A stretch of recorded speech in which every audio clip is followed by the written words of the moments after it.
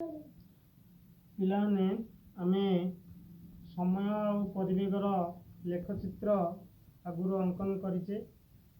जेतेबेले गोटे वस्तु सम परिवेगर गति करुए तार समय परिवेगर लेखचित्र भू समांतर बा समय अक्षरेखा सह समांतर सरल रेखा होता है। आज आम समय आउ परिवेगर लेखचित्र संबंध में जानिबा।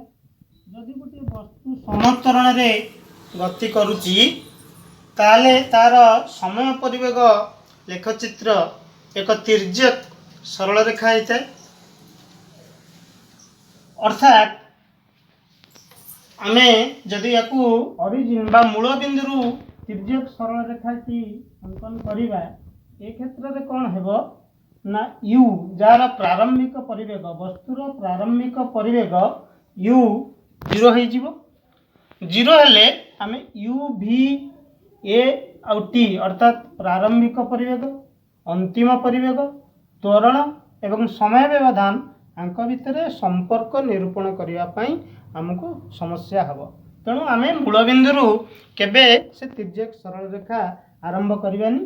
से समतरण रे गति करुवा एक वस्तुर समय परिवेगर जो ग्राफ बा लेखचित्र मु अंकन करिछि ए बिंदु वस्तुटी एक सरल रेखा रे गति करी टी समय परे बी नामक स्थान रे जाहिकी पहुंची तले आर अंतिम परिवेग को जानिया पई आमे एठी एक लंब अंकन करिचे।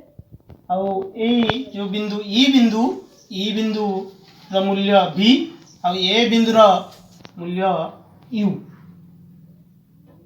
जदि ए बिंदु और बी बिंदु र निर्देशांक आमे निरूपण करिबा। निर्देशांक कहिले x अक्षरु ए बिंदुर दूरता एवं y अक्षरु ए बिंदुर दूरता केते ताहा निरूपित होइथाय। अर्थात तार स्थानांक बोली कि आमे ताको कहूचे। ताले ए बी बिंदुटी x अक्षरु t दूरता रे y अक्षरु v दूरता रे अछि। तेणु आर निर्देशांक आमे t आउ v बोली कि कहिबा। ए बिंदु अर्थात ए y अक्ष उपरे जेतेक बिंदु रहिबे से समस्त बिंदुंकर x स्थानांक 0 हबो। तेणु ए बिंदुर निर्देशांक हेबो 0 आउ u। वर्तमान आमे ए जो ए सी बी एटा एक समकोणी त्रिभुज हेला एवं ए ओ डी सी यह एक आयत चित्र है। यही आयत चित्र रे A O is equal to C D एवं O D is equal to A C. आम से लिखिपर चित्र रू A C is equal to O D आउ यार दैर्घ्य केते यार मूल्य होची टी। से भली ए चित्र रू ओ ए एवं C D O A is equal to C D यार मूल्य होची यू। पुनर्बार एबे बी डी रो मूल्य B D is equal to T एवं ई बी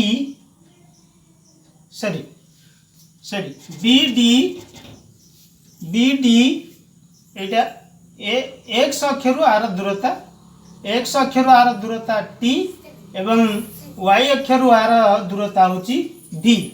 अर्थात O D O E B आउ ए सी ओ डी आउ मध्य ई बी ये समस्ते टी सहित समान। आउ बी डी BD BD रो दूरता होची OE सहित समान BD is equal to OE is equal to V। एबे हमें निरूपण करिबा BC is equal to BD minus CD minus CD। BD रो मूल्य हमें निरूपण करिचे V माइनस CD रो मूल्य हमें पाइचे U, अर्थात BC रो मूल्य हमें पाइले V माइनस U। हमें एबे त्वरण संज्ञा को मन पकाइले त्वरण A इज इक्वल टू परिवेगर परिवर्तन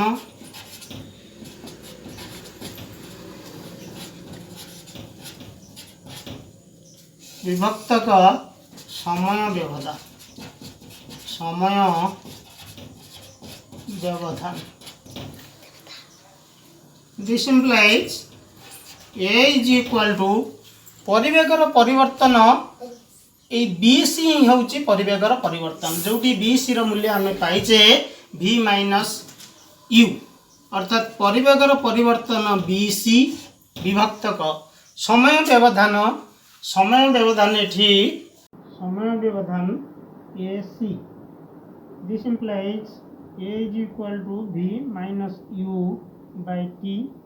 this implies AT is equal to V minus U.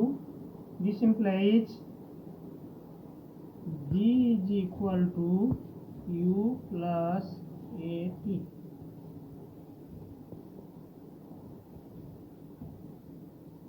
एठारे अंतिम परिवेग प्रारंभिक परिवेग त्वरण एवं समय एमानक मध्यरे जो संपर्क रही याकू आमे गतिर प्रथम समीकरण बोली कि कहूचे। याकू गतिर प्रथम समीकरण कहा जाए।